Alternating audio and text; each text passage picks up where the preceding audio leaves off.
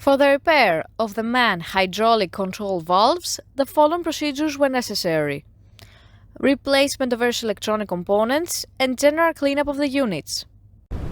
For testing, we add a 24-volt DC power supply, some pressurized air as pneumatic power supply, a 40 to 20 mA input signal, and some pressure gauges in order to see the opening and closing of the valves.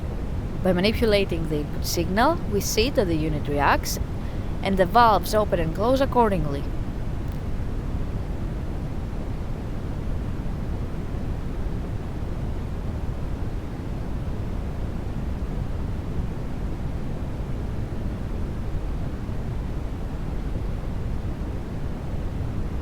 At 12 mA, we see that the valves open halfway.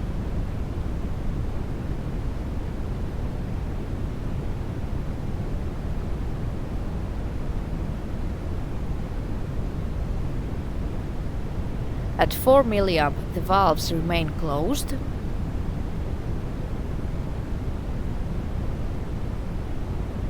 And at 20 mA, the valves open at their maximum.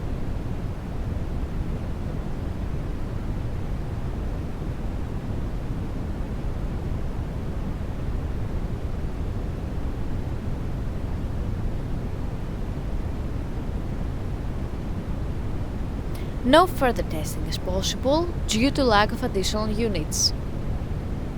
The same process is repeated for the second control valve.